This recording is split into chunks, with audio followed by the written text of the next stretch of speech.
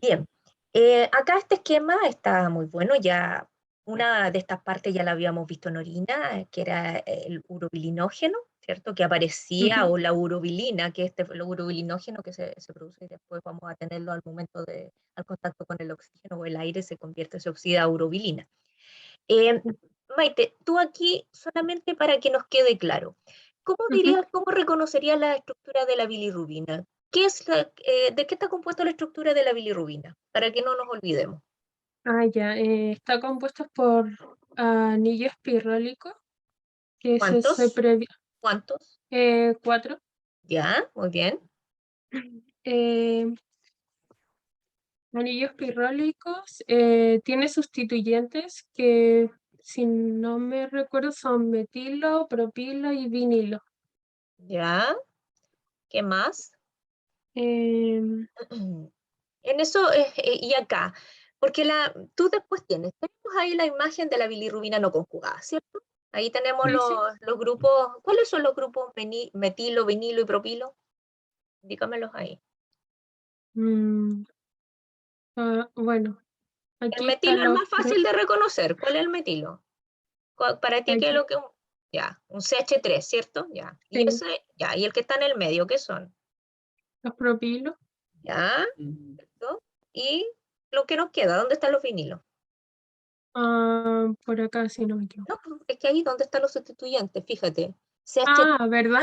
CH, no lo había no, visto. eso es propilo, po. Eso que sale largo, que tiene el grupo carboxilo ahí, eso es un propilo. ¿Ya? Ya. El metilo el que está al lado y el vinilo el que tiene el doble enlace al H2C. Ahí lo tiene, ¿no? Ahí para que Mm, ahí están los grupos donde se abrió. Acordarse que esto sí, proviene del grupo M, ¿no? Donde están sí. este tetrapirrol que tiene el hierro central, que está unido a la globina y todas estas cosas que ustedes ya han visto en hematología. Por lo tanto, esa bilirrubina que tú dijiste que tenía una característica, ¿qué característica es la que tiene? La característica de la bilirrubina no conjugada, Ujú.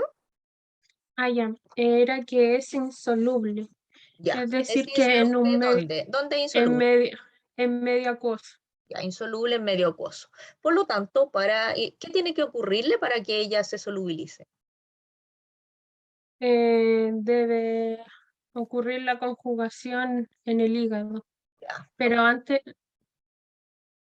¿ya? pero ¿Sí? antes, pero antes que llegue al hígado, necesita unirse a la albúmena por- a través de un bolsillo hidrofóbico para luego transportarse por la sangre hasta llegar al hígado.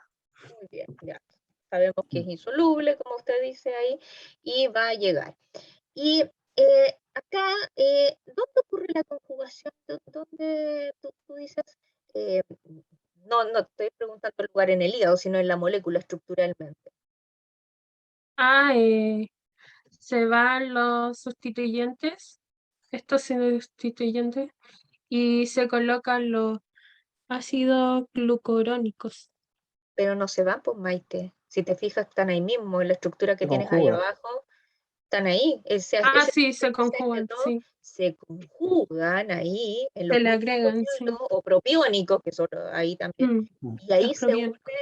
¿cierto? Este glucurónido o ácido glucurónico. ¿Ya? Ahí es Ujú. donde, y podemos tener, se puede unir, siempre se unen todos, ¿o no?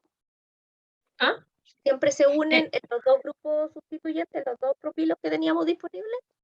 no, a veces también se puede unir solamente uno, y eso sería como una monoconjugación. Un monoglucurónido de bilirrubina. Ya, eso es lo Sí. que tendríamos. Profesor, ¿usted quiere hacer alguna pregunta de aquí? En general, bastante bien el esquema. Solo Maite, si pudieras precisar en dónde ocurre esta degradación de los glóbulos rojos y qué características tienen esos glóbulos rojos en cuanto a tiempo, si pudieses precisar un poquito. Ah, ya, ya. Eh, Creo que sé dónde va la pregunta. La destrucción de eritrocitos es cuando, luego que se cumple la vida media del eritrocito, que son como aproximadamente 120 días, el sistema fagocítico mononuclear del vaso se va a encargar de eliminarlos Perfecto. y de fagocitarlo, mejor dicho. Y al Claro. fagocitarlo se va a liberar el grupo M para, Claro, y se genera y toda ahí van, esta ruta que tú describiste, ¿cierto? sí, es toda esta cascada de Claro. reacciones. Bien, ¿Sí? bien, listo. Gracias. Pasemos a la siguiente. Bien, acá quiero que me precises la acción que, porque tú hablaste, ¿qué es el aspartato y qué es el alfa-cetoglutarato? En esta reacción de las transaminasas. Tienes las dos transaminasas, la aspartato aminotransferasa y la alanina aminotransferasa o glutámico pirúvico transaminasa o glutámico oxalacético transaminasa, que es la figura que tienes arriba. ¿Qué es el aspartato y qué es el alfa-cetoglutarato? Ya, el aspartato es un aminoácido ¿Mm? que tiene un grupo amino y ese grupo amino, por acción de la transaminasa, va a ser transferido al alfa-cetoglutarato. ¿Y qué es el alfa-cetoglutarato? Esa es mi pregunta. Sí, como Ah, molécula, químicamente, Mm. ¿cómo lo reconoce? Porque la creo que transaminación ocurre entre dos moléculas a expensas de sí. la transaminasa. ¿Cómo se llama esa molécula? ¿Qué es químicamente?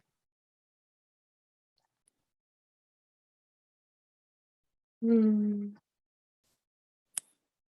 La primera es un también, aminoácido. ¿Y la otra? sí, Si la primera es un aminoácido, ¿la otra qué es? un péptido. No. No, pues, ¿cómo va a ser un péptido? ¿No? Para ser un Mm, péptido tendría que tener un enlace peptídico y Mm. tendrían que ser hartos aminoácidos formar un enlace peptídico. Que me llama la atención porque lo nombrabas, pero es como si no reconocieras químicamente. No sabe, la estructura no la ¿Cuál es reconoce. el grupo funcional del segundo compuesto? Que mm, tú tienes en el aminoácido, tiene grupo amino marcado ahí, ¿o no? sí, ¿Y en el otro que tienes marcado?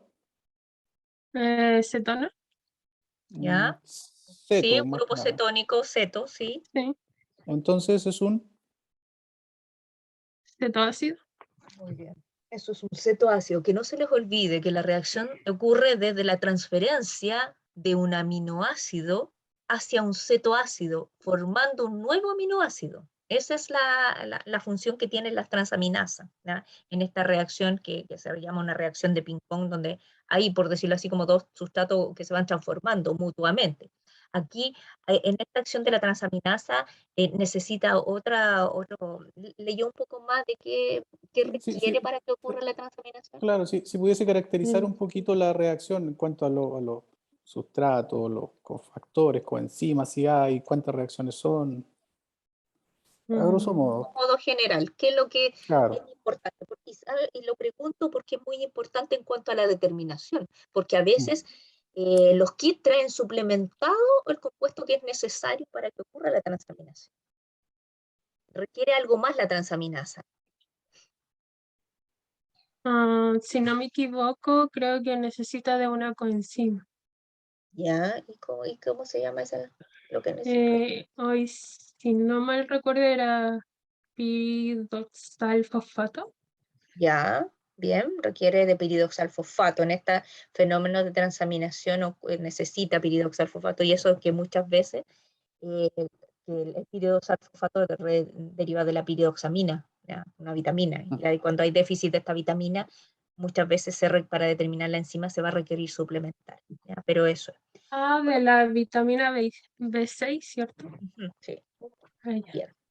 Ya, entonces acá tenemos la reacción, tenemos las dos transaminasas y Ujú. ¿qué es lo que vamos a tener en general para que nos quede claro?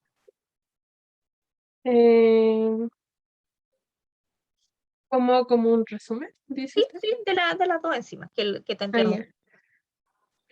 Ya, ambas enzimas van a hacer una transaminación en la cual consiste en transferir un grupo amino a un cetoácido Ujú, para dar formación a dos productos.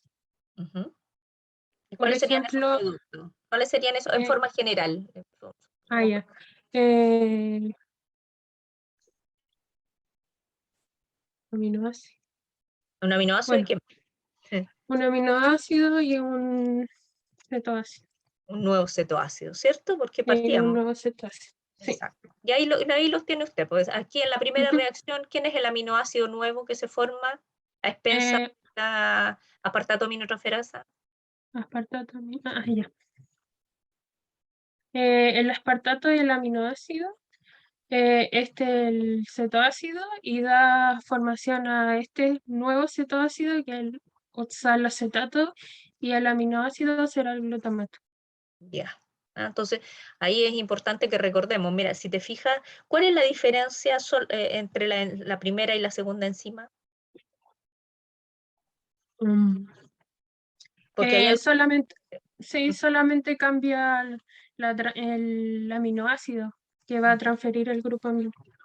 Ya, y lo que se va a formar de ahí, tendremos... Ah, sí, y los Claro, productos. claro, porque el Claro. glutamato, si te fijas, siempre vamos a necesitamos que esté el alfa-cetoglutarato en ambas reacciones. Ujú. Y siempre se va a formar glutamato, pero lo que cambia es el aminoácido que está entregando, quien entrega el grupo amino y va a dar esta especificidad, por decirlo así, que es lo que tenemos. ¿Ya? Profesor, no sé si usted quiere preguntar algo más. Sí, en cuanto a su localización, si pudiesen Ujú. decirnos dónde se Eh, encuentran principalmente. ya. En la célula, disculpe, profesor, en la célula, porque Sí, él tiene, a eso se refiere Maite, el profesor, Ya, en la preguntando célula. en la célula, porque en los distintos, si están siempre en un solo compartimento, en dos compartimentos, yo creo que eso es Ujú. importante. Ya, en el caso de la alanino aminotransferasa, se localiza casi exclusivamente en el citosol del hepatocito. Y por lo que sería como una enzima unilocular. En cambio, la aspartato aminotransferasa se puede encontrar en el citosol y en la mitocondria. Y puede ser bilocular. Es bilocular, porque está en dos lugares. Sí. Bilocular exacto. significa que, como lo dijiste, está en dos lugares. Ujú. De alguna manera también permite evidenciar el grado del daño, teniendo en mente eso, ¿cierto? Sí. ¿Y cómo sería eso, Maite, lo que pregunta el profesor? Porque una de la importancia que tiene, y que después lo van a ver en la materia, pero para tener una idea, cuando yo hablo que una enzima está en dos compartimentos y en la otra que Ujú. se encuentra en un solo compartimento, ¿qué importancia va a tener la elevación de ellas o qué aviso nos va a estar dando?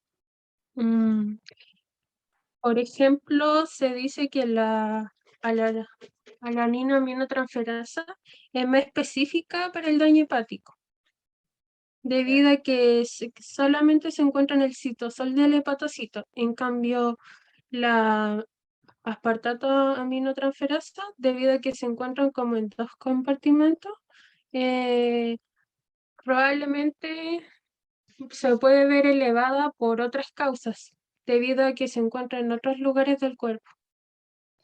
Ya, pero hablando solamente de la locación, más que de la Sí. ubicación anatómica o de distintos órganos, acá lo más importante al tener una enzima que esté en dos lugares y que se eleve mucho, en el caso del aspartato aminotransferasa, lo que nos Mm. puede estar diciendo es que hay un fenómeno de necrosis. Ya la célula no solamente La destrucción de del Claro, destrucción del hepatocito. tejido, claro. te habla de Sí, destrucción mucho mayor. En cambio, si se eleva sí. solo la LAT, ¿ya?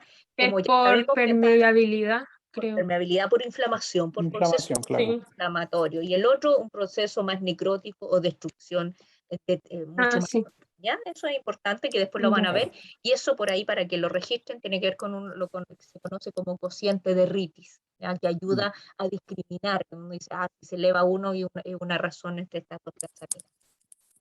Bien. Pasemos a la siguiente. ¿Sí? Ya. Profesor, no sé si usted quiere hacer alguna pregunta. Em, sí, respecto bueno, en particular de la fosfatasa alcalina, tú mencionaste algo de su localización y mencionaste el pH, pero ¿qué importancia puede tener ese pH? O sea, nosotros tenemos pH tan alcalino a nivel En sérico. realidad no, en realidad el pH alcalino hace referencia a su estudio in vitro, porque en realidad si uno está estudiando esta enzima, necesita agregar como un buffer alcalino para que el medio se encuentre en pH alcalino.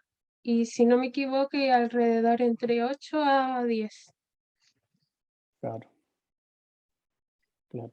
Y respecto ¿sí? No, disculpa, para seguir un poquitito con la pregunta. Y si hay, porque tú dices, hay que llevarlo in vitro, y uno podría trabajar a otro pH y tendría otra enzima, haría lo mismo. ¿Qué sabes tú, Maite? Bueno, en el caso de la fosfatasa alcalina, si colocamos en pH ácido, se inactiva. ¿Ya? Pero existe otra isoenzima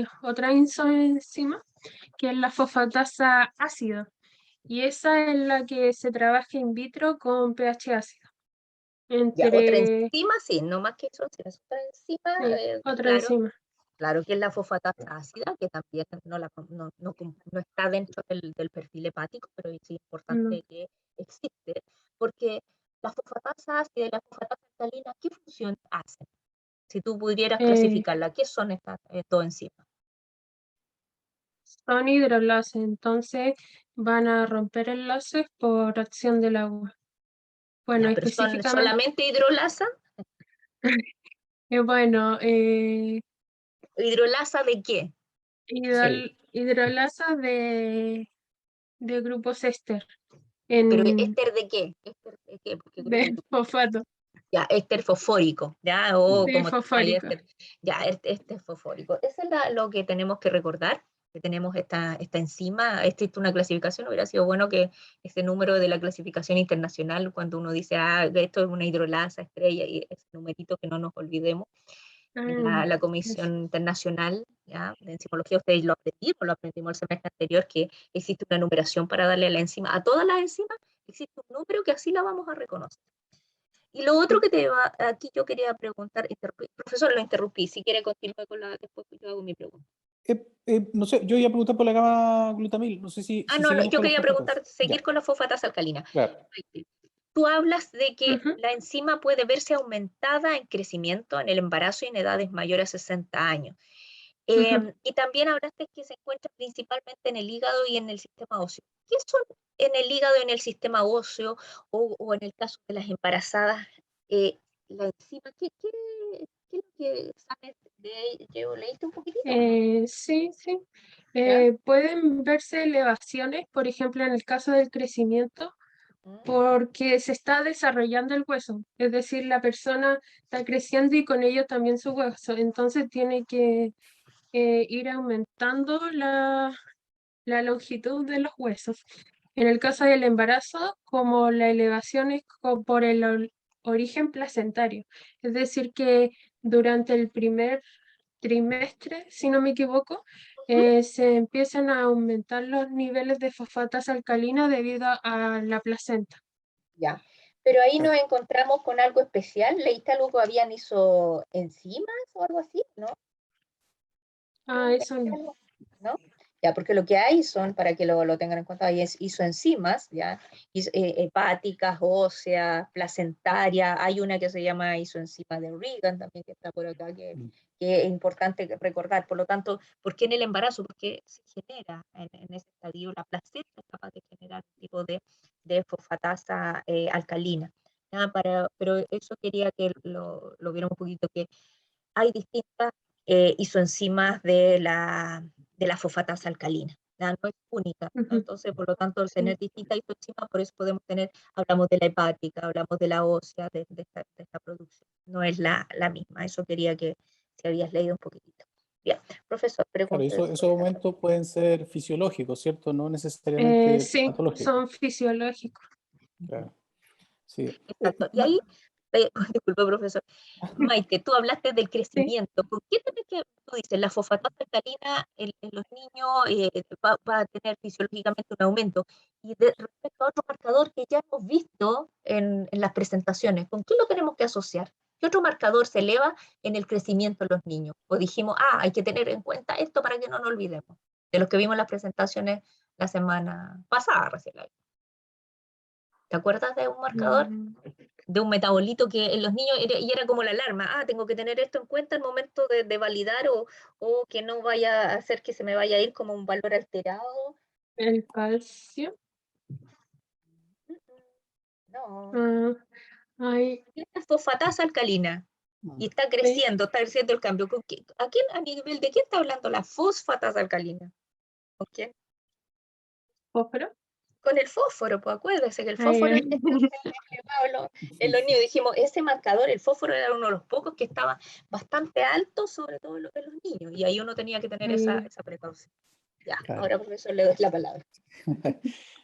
No, sí, Maite, respecto de la gamma glutamil transpeptidasa que tú mencionaste muy bien, y ujú, pensando también en la localización, tal cual como lo conversábamos con la ST y la ALT, ¿podrías ujú. decirnos su localización y también estas causas del aumento que tú mencionaste, el alcohol, pero mencionaste grandes cantidades, ¿será tan así? Sí. Bueno, en realidad no es tan así, pero sino que, por ejemplo, si ha tenido una ingesta de alcohol excesiva reciente, por ejemplo, nunca hace tiempo no tomaba y tomó mucho una vez y después se va a hacer el examen, le va a salir altera.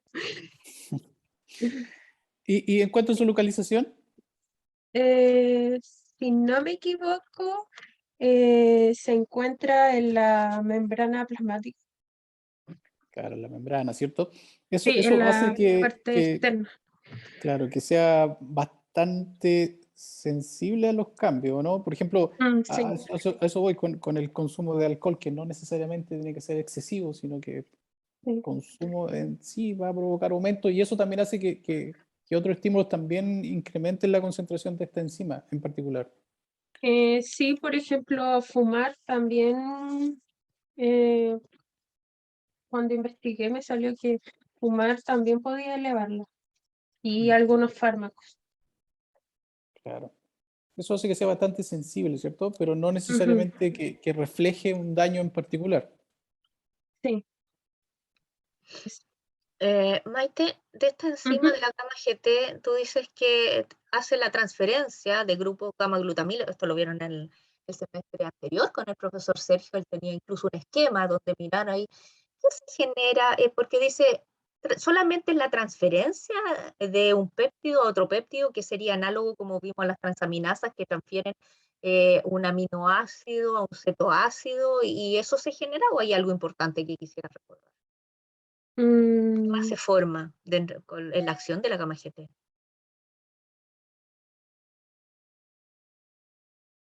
si no me equivoco, me permite la hidrólisis del glutatión reducido. ¿Hidrólisis? Bueno, eh, no, le quita, le transfiere un grupo gamma glutamil. Entonces, lo que se va a hacer es Mm, formar. Dentro de los Sí, productos aparece glutatión dentro de la claro. acción de esta enzima. sí, Por eso es tan se va a importante formar. cuando tú dices que esta se ve influenciada en condiciones no patológicas, o todo lo que tiene que ver en el hígado. Tú dijiste el hígado es uno de los Ujú, tejidos más ricos en esta enzima. Y también es ujú. importante la protección que se está generando. Esta misma transferencia va generando este glutatión. Que Claro. tú recuerdas qué Sí. función tenía el glutatión. Ah, era parte de los mecanismos antioxidantes de la Ya, célula. ya, mecanismo antioxidante, claro, como mecanismo antioxidante es una forma de recuperar y en este estrés que sufre el hígado es Ah, sí, el detoxificador de estrés muchas cosas. oxidativo, sí. Claro, Exacto. claro. En el hígado ocurre todos los fenómenos de detoxificación hepática de los Sí. medicamentos, todos pasan en algún momento a nivel hepático, por lo tanto, eso del estrés. También hablaste de esta localización, dijiste membrana plasmática, y en otros lugares también lo referiste. Sí, en otros órganos. Organelos. No, yo estoy hablando de la ubicación celular de donde está la gamma GT. Porque dijiste está en la membrana. Claro. Bueno, que yo sepa, está unido covalentamente a la membrana plasmática. Solamente, pero lo nombraste tú en tu presentación, hablaste de los microsomas también. Sí, los microsomas, Ya. ¿verdad? Sí, porque lo que pasa es que ahí quería aclarar un poco cuando tú dijiste de esta estimulación del alcohol. El alcohol lo que hace es estimulación de estas producciones a nivel microsomal, generalmente. Por eso se ve ese estímulo y se eleva muchas veces la gamma GT en los pacientes que consumen alcohol. Eso es. Así. Pasamos a la siguiente, por favor. Ya. Aquí, bueno, lo importante, está bien toda la información que coloca ahí. Eh, Tú destacas los interferentes como la hemólisis, la lipemia, la exposición a la luz.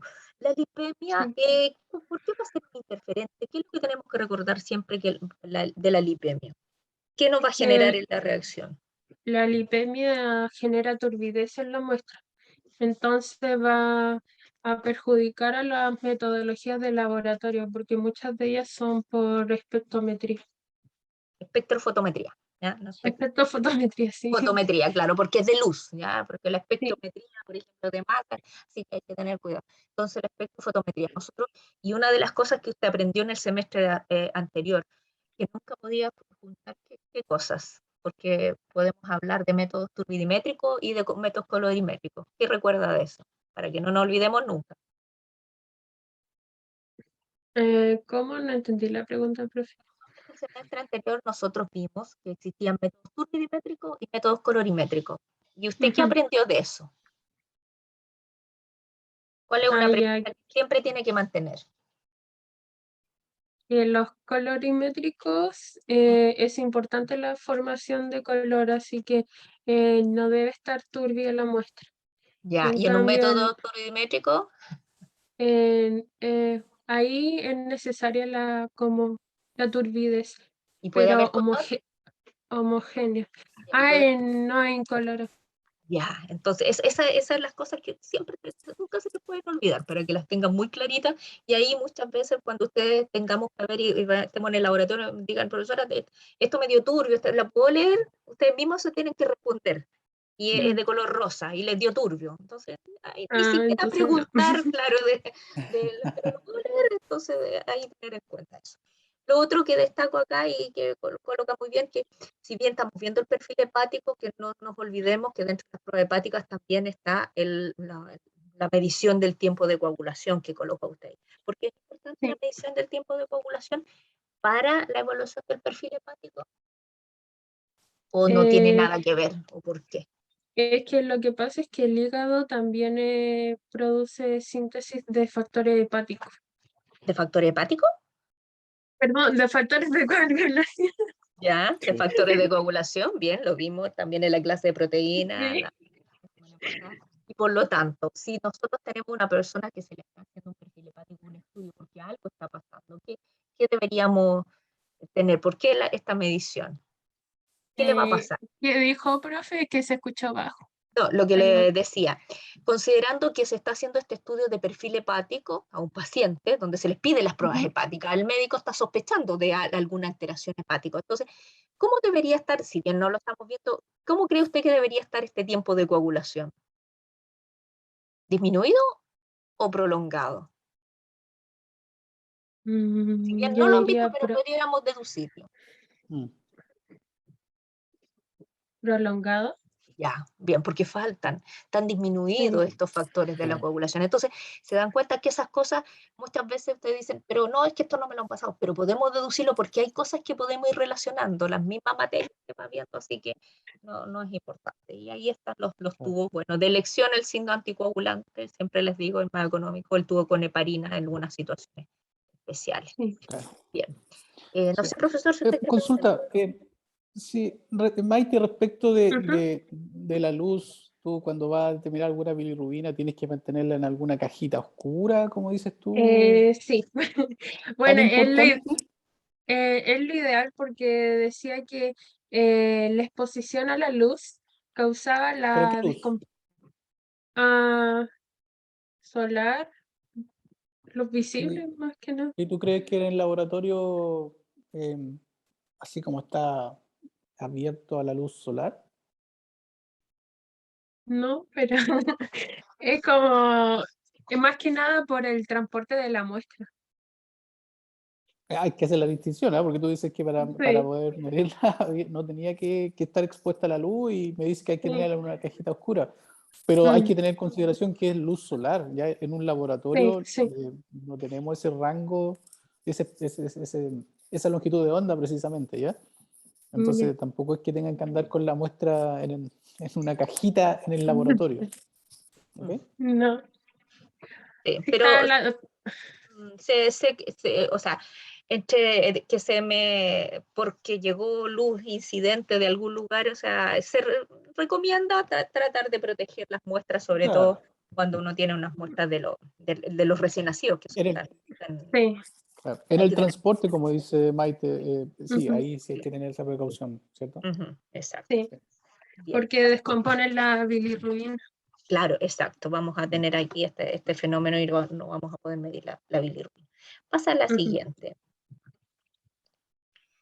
Bien, acá estos valores, veo que los tomaste de los valores que están dentro del librito que está ahí disponible de los rangos de Sí, referencia, de ¿cierto? referencia, sí. Sí, creo que ahí los tomaste, así que, y ahí, bueno, se olvidó un poco el de la fosfatasa alcalina, o sea, están disponibles para que todo Sí, el no mundo se pueda guardó. revisar. Sí. Sí, disculpe. Pero acá lo más importante, tú colocas estos valores de referencia, em, que hay diferencia entre hombres y mujeres. Aquí podemos ver Sí. que hay diferencia entre hombres y mujeres, entre el grupo etario también se ven estas características, y lo mismo pasa con la bilirrubina. ¿Ya? Lo tiene, parece, los valores de referencia de la bilirrubina.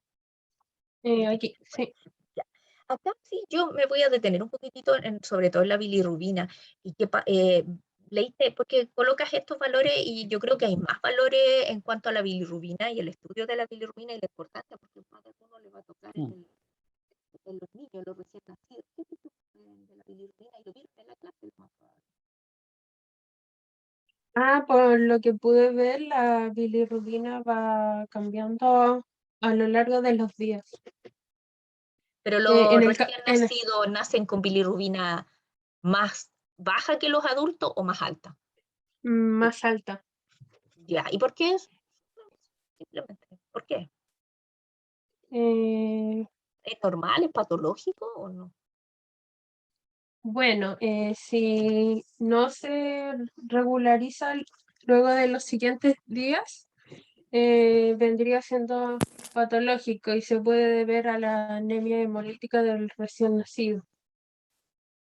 Ya, quizá pudiera ser una de las causas, pudiera ser también un problema genético, quizás pudiera ser falta de conjugación. Y, De factores. y creo que había leído también que los recién nacidos nacen con bilirrubina alta debido a que todavía no tienen maduro como el sistema de conjugación de la bilirrubina. Ya, o sea, todavía no está totalmente activa la glucuroniltransferasa. Sí, Entonces, Mm. es una de las eso. cosas que tienen que recordar, porque a ustedes les va a tocar más de que recibir muestras de la unidad de neonatología, y en esta unidad nos van a llegar bilirrubinas bastante elevadas, valores de 5, valores bien altos. Los niñitos, los recién nacidos tienden pero con el pasar de los días eso se restablece. Pero Ujú. sí es importante que lo tengamos. Y que cuando alcanzan el mes, como tiene recién ahí, recién bajan los valores a establecerse a condiciones normales. ¿Ya? Incluso tú Sí, colocas ahí a los neonatos que pudiéramos tener valores elevadísimos, pues eso es un valor bastante elevado. ¿Ya? Pero sí, eso en el tiempo uno lo va siguiendo y tiende a disminuir. Así sí. que eso es importante. Acá te quiero preguntar, Maite, para que nos Ujú. aclare. Tú hablas de bilirrubina directa e indirecta, y de Sí, repente se habla de bilirrubina también que lo tenías conjugada y no conjugada. ¿Quién es quién y sí. por qué? Para que nos quede claro. Ya. La bilirrubina indirecta vendría siendo la bilirrubina no conjugada, que es la bilirrubina como tal, Ya, y que es insoluble y ya, todavía no se puede excretar. ya, En cambio, la bilirrubina directa es la conjugada y es la que ya posee los ácidos glucurónicos. ya, El- y por lo y, tanto, es, y es soluble. y es Ya solo. es, sí, pues, sí. Ya. Y de ahí hidrosoluble. deriva su nombre. Sí. Históricamente, las primeras determinaciones que se hicieron cuando partió Ehrlich con esta determinación, él hizo la determinación de bilirrubina y veía que en algunos casos la colocaba en sistema acuoso y se generaba esta reacción con eso que tú explicaste, que tienes más adelante con se formaban estos pigmentos, ¿ya? Cuando se Ujú. reaccionaban con estas sales y azotes. Pero en el caso de la bilirrubina indirecta, no. ¿Y cómo se No. mide la bilirrubina indirecta si es insoluble? Lo vamos a ver un poco más adelante, pero para aclararlo desde ya. Bueno, en realidad se puede determinar la bilirrubina total y la bilirrubina directa. La Pero directa es la cuando conjunción. se determina, disculpa, cuando se determina la total, está midiendo la indirecta. Entonces, uno la mide igual, ya. Pero ¿cómo se determina? ¿Cómo yo puedo medir la indirecta? ¿Cómo hago para poder medirla si sé que es insoluble? Solubilizarla. Ya, ahí se hace una solubilización. ¿Y con qué se solubiliza? Lo vieron en clase Eh, también, por eso se lo pregunto. Se puede hacer con metanol. Ya, muy bien. Eso fue lo primero que se partió con algún solvente orgánico. Y el primero más Sí, fácil de utilizar solvente orgánico. es un solvente orgánico como el metanol. Tiene sus inconvenientes, por eso se dejó de hacer, pero se hacía muy bien. Esta es una técnica que se llama la técnica de Malloy-Evelyn, que se utilizaba metanol. Pero voy al hecho de que nunca lo olviden, cuando se mide la bilirrubina total, se está midiendo la indirecta. ¿Ya? Se mide Ah, tanto la sí. directa como la indirecta. Y la Sí. directa, si es capaz de disolverse en un sistema acuoso, en un sistema con un solvente orgánico, con mayor razón se disuelve, por eso Sí. podemos medir la total. ¿Ya? Eso era lo que Claro. quería preguntar. Sí. Sí. Avancemos a la Eh, determinación para que avancemos y la una miremos acá. consulta. Ah, Sí, sí, sí, ahí. solo una consulta. Maite, no sé si te llamó la atención que normalmente cuando vemos valores de referencia estaban acostumbrados a ver un valor mínimo y máximo, un rango. Y aquí Ah, en todos los sí. casos en particular no se ve eso, ¿cierto? No. Es que dan como valores específicos. Es que en realidad es un punto de corte hasta cierto valor, ¿cierto? O los rangos de referencia deben ser menores a ese valor, ¿sí? Porque Sí. normalmente valores más bajos no tienen alguna significancia clínica en particular, a diferencia de los otros metabolitos donde sí se define un rango de referencia. Sí, aquí en este sentido solamente decir que el valor de bilirrubina indirecta en algunos kits lo podemos Sí, encontrar de 0,2 a 0,8, ¿ya? O de 0,2 a Ya. 0,7, ¿ya? Porque sí, claro. Sí, ¿ya? Es porque a valores 0,01 eran muy difícil de medir en el laboratorio. exacto. Ahora esos son de En la 0,2 a realidad. 0,8 y la bilirrubina total de este mismo 0,2 hasta 1 o hasta 1,2, dependiendo, pero son valores bajos, que eso es lo más importante. Claro, En Sí. miligramos por claro. decilitro para que sea, esto es una Ujú, bilirrubinemia, ¿no? Así que lo tenemos. sí. Mm. Pasemos a la otra. ¿Sí? Aquí ya tenemos la reacción donde usted habla de cómo se mide esta reacción. Y aquí mismo, de lo que te pregunté anteriormente, Ujú. nosotros queremos medir, porque este método es para bilirrubina total y directa. Y cuando medimos la bilirrubina Sí. total está la indirecta. ¿Cómo hacemos para poder medir en este método la bilirrubina indirecta? Porque está Eh, contenida en la total. De ahí de los sí, reactivos, dime dónde tenemos que fijarnos. tenemos que fijarnos en. Ay, no está el visor. ¿Dónde está? Ah, en el reactivo acelerador. ¿Ya? ¿Qué contiene? Porque tú me hablaste de Eh, metanol recién en la respuesta anterior. sí, sí. ¿Por qué cambió el metanol? Dijimos, yo les dije, tuvo inconvenientes, se dejó de utilizar porque utilizar un metanol como un alcohol trae su inconveniente al utilizar su En la, el acetato. acetato. No es una sal, es una sal. El sulfato de sodio. El surfactante, No. Ahí, ¿no? bueno, ahí No, me, casi. me doy cuenta que no te quedó claro quién lo tenía. Ahí el acelerador es la cafeína y el benzoato de Ah, cafeína. verdad. ¿Ya? Benzoato. Ese es el componente que pasó a reemplazar.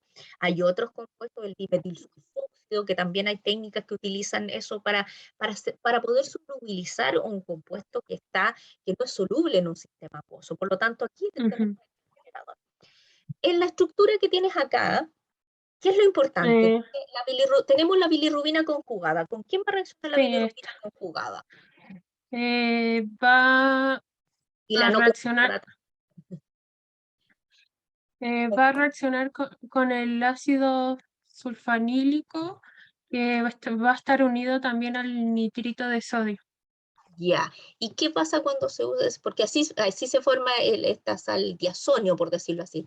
¿Cómo Sí. reconocemos la sal diazonio? ¿A dónde tenemos que fijarnos?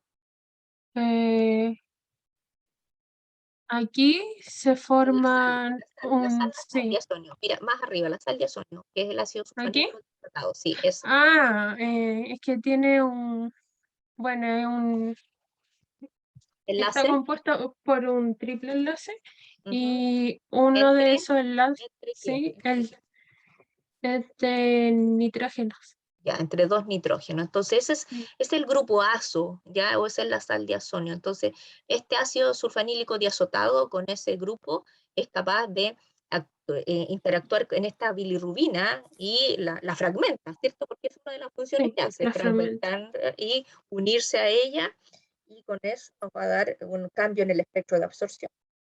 Y por Ujú, eso somos sí, capaces de medirla. Pero eso era lo más importante de esta reacción que tienes ahí.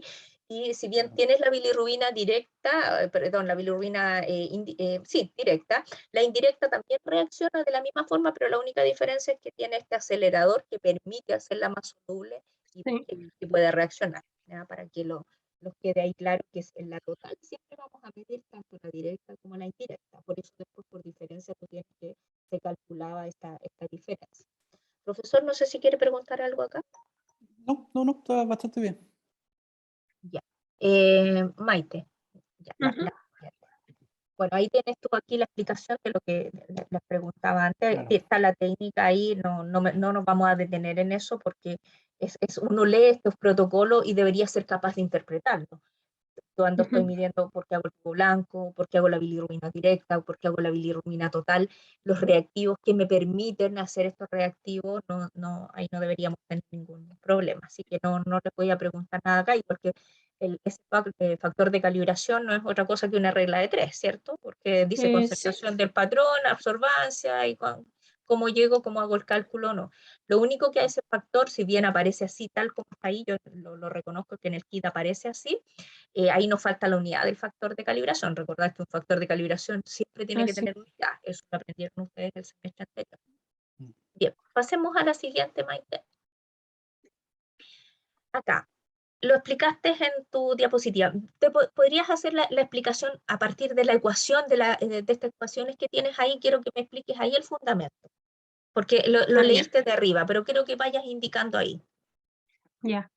Es que lo que pasa es que la aspartato aminotransferasa en un medio donde haya aspartato y alfa-cetoglutarato va a formar glutamato y oxalacetato. Ya, va a ser Y la transaminación, ¿cierto? Sí, ya, sí, la transaminación. ya. Y este oxalacetato, Ujú. en presencia de NAD reducido y de la malato deshidrogenasa, va a formar malato y NAD oxidado. Ya, y ahí, detente ahí. ¿Qué es lo que vamos a medir acá para poder informar la actividad enzimática, ¿cierto? Porque tú en algunos momentos hablaste de concentración de enzimas. ¿Estamos evaluando la concentración de enzimas, al igual que No, en realidad la actividad enzimática. la actividad enzimática, que es distinta? Por ahí colocaste tú Sí, también la perdón. definición. Ya, ¿y qué es lo que vamos a medir en realidad? Aquí vamos a medir la velocidad en que el NAD reducido va a pasar a NAD oxidado. Ya, pero no lo vemos así como que pase a, Eh, sino que qué va a sí, pasar no, con ese NAD.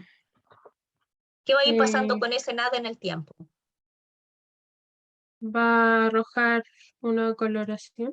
No, tú dijiste que no tenía, esto no Ah, tiene verdad. coloración, porque está leyendo, ahí dice 340, ¿ya? A 340, claro. No hay Sí. coloración, es ultravioleta.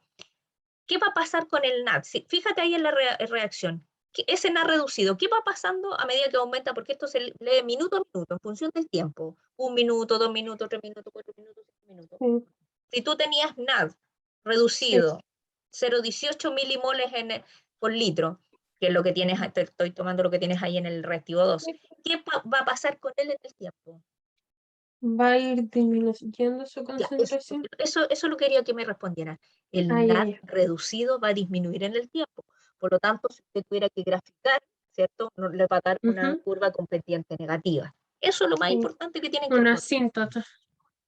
No una asíntota, no, No, porque no estamos hablando, Bueno, estamos trabajando en concentración decreciente. sí, saturante, eso sí, decreciente. porque toda la reacción, aprendimos el semestre anterior que todas las reacciones enzimáticas tenemos que tener sustrato saturante, o sea, esa Ujú, concentración de todos los componentes que están ahí, el aspartato, el alfa-acetona, tiene que ser a una concentración de sustrato saturante, si no, no la podríamos hacer. Pero acá ujú. lo más importante que tenemos que recordar es que el NAD va a ir desapareciendo. Y la mayoría de las Sí, reacciones, si tú te fijaste, eran la que sigue también es expensa del NAD, ¿cierto? La de la ALT, pasa a la ALT. siguiente. Ah, sí, sí, sí. Pasa a la siguiente. Era similar. Era muy similar, o sea, aquí El mismo NAD, fundamento prácticamente. ya. ¿Y por qué Claro. se mide el NAD? Es una pregunta. ¿Por qué se mide el NAD reducido y no el NAD oxidado?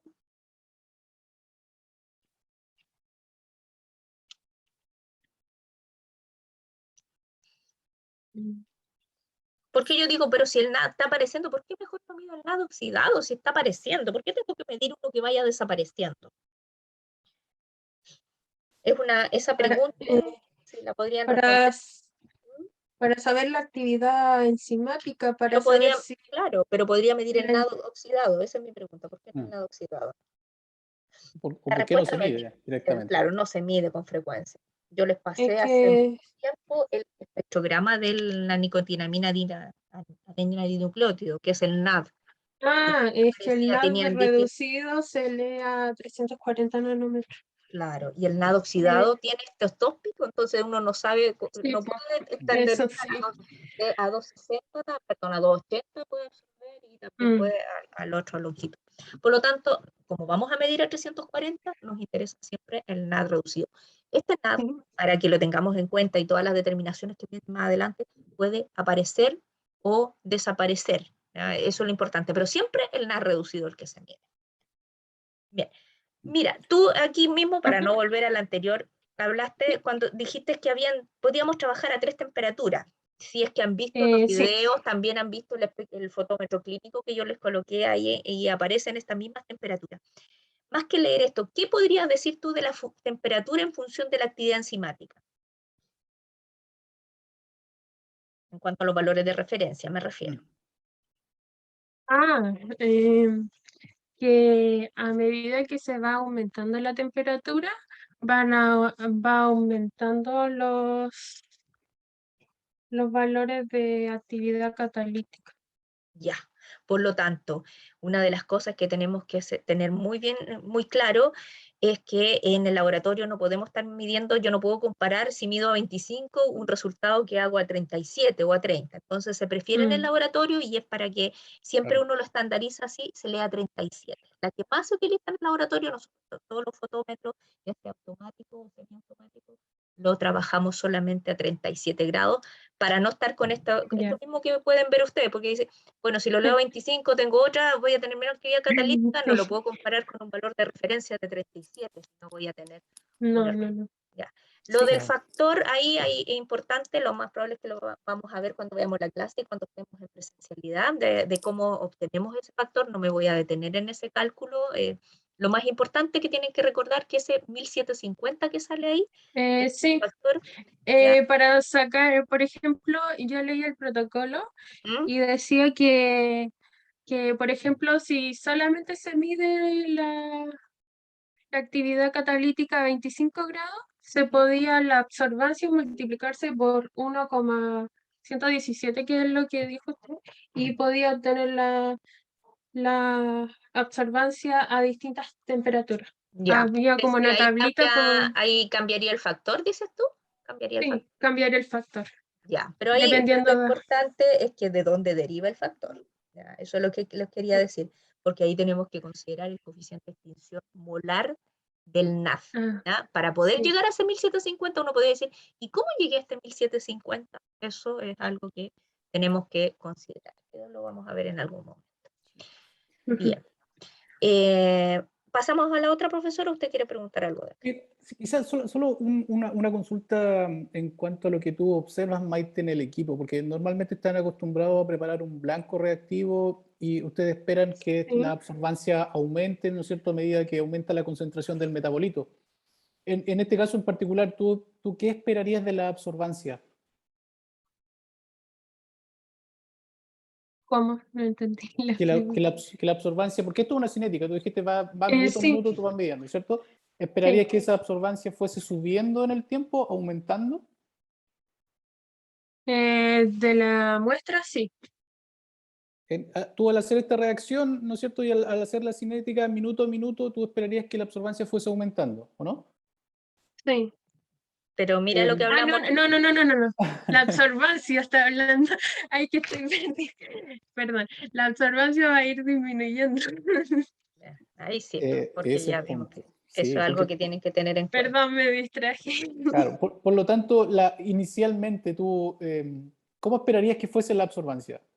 No sé, como alta, así como 1,2. Claro. Y normalmente eso sirve para ver también el estado de tu reactivo, porque como tú tienes un NAT Sí. reducido, que es parte de los reactivos, si ese se ha oxidado, producto de cualquier, no sé, cosa que haya sucedido, tú puedes corroborar que efectivamente la reacción va a ir bien o no, ¿ya? Entonces, no se Sí. asusten cuando midan este tipo de reacciones y la absorbancia le empieza a disminuir en vez de aumentar como ustedes normalmente esperarían, ¿ya?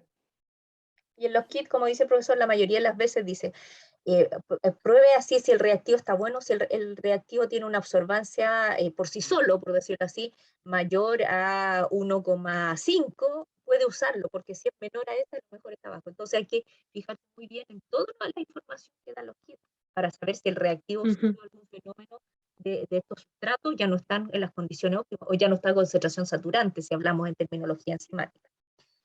Bien, pasemos a la Sí, siguiente. sí, leí Desea. porque el kit decía en una parte que eh, si al preparar el reactivo y leer la muestra se obtenía una absorbancia menor a 1,200 y tanto, creo, eh, se debía a que la integridad de los reactivos ya había caducado o estaban, Claro, ¿ya? mm, ¿Te das cuenta? Entonces, estaban esas son mal.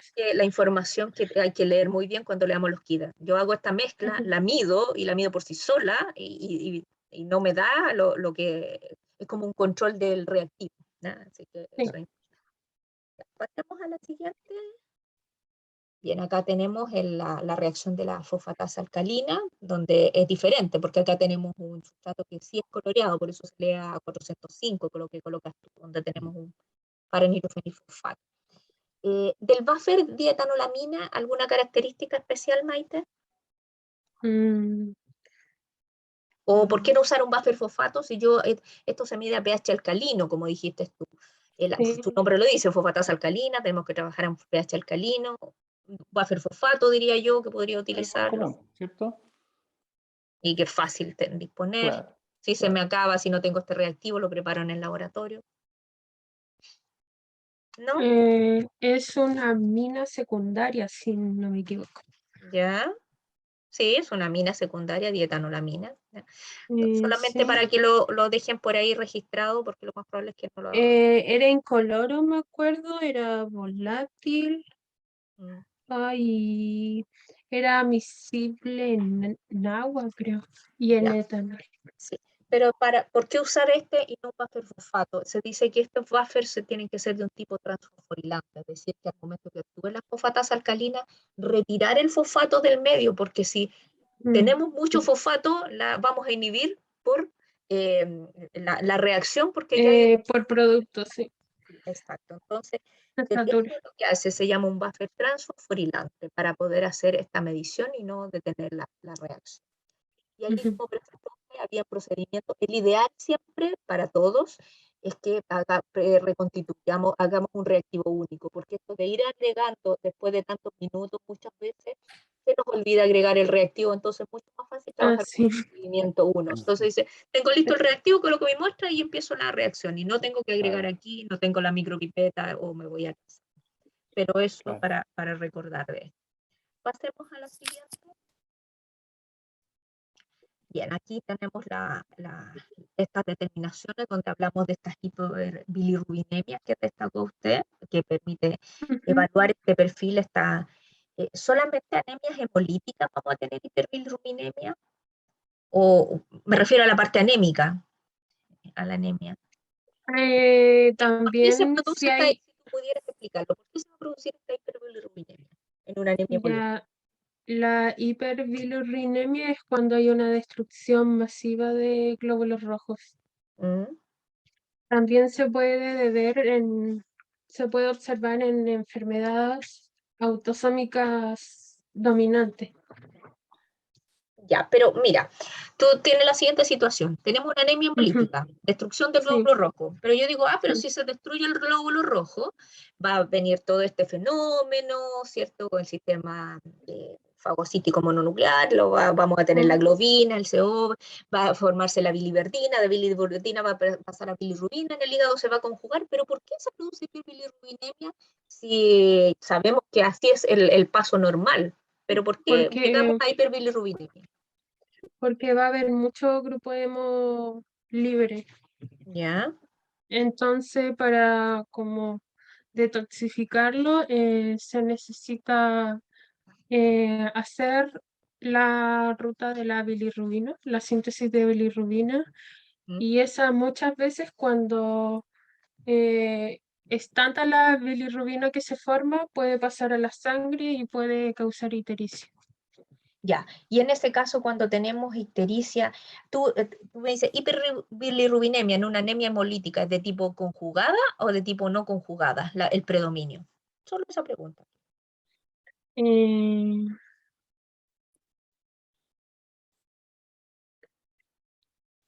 ¿Qué crees tú? ¿Lo puedes deducir, Maite?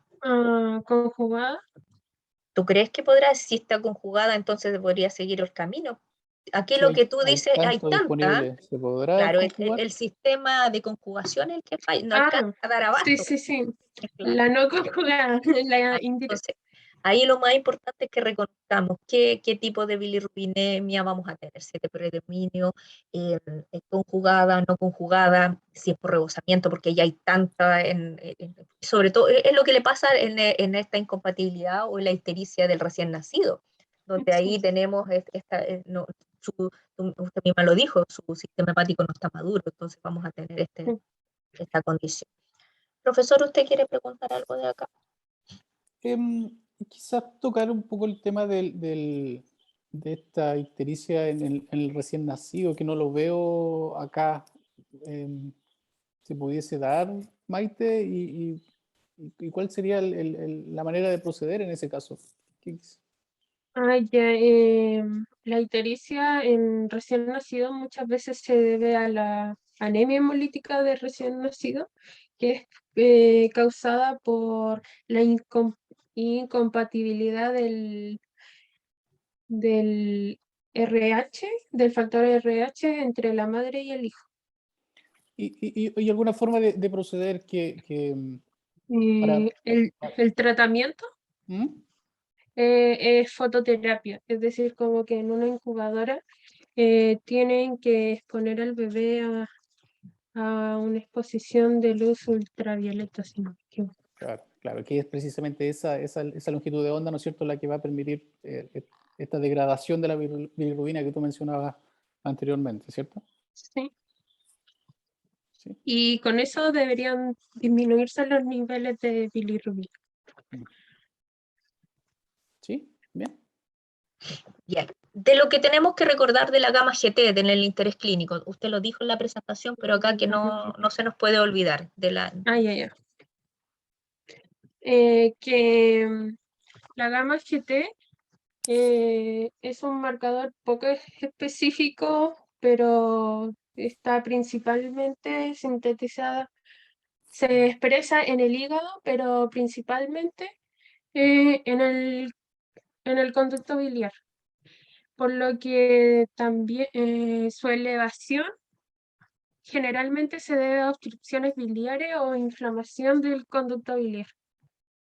Ya. Y por lo tanto tenemos que asociarla aquí también a la... Sí, a la fosfatasa alcalina, ya que esta enzima también puede aumentarse en condiciones patológicas como diabetes, hipertensión, otras enfermedades cardiovasculares, cardiopatías. Entonces, si ambas, tanto la gamma-glutamiltransferasa como la fosfatasa alcalina son altas, significa que el daño es a nivel hepático. Ya. Sí. Y por eso el hecho de que estamos hablando de este perfil y no de la medición aislada de estas enzimas que nos van y metabolitos en realidad, porque sabemos que la bilirrubina no es una enzima, pero son metabolitos o son analitos que son importantes, que nos hablan de la funcionalidad del hígado, lo mismo que usted dijo del hemoglobina. Bien. Muchas gracias, Maite, por la presentación. Esta era la última, ¿cierto? Después venían, creo, las referencias. Así que Sí,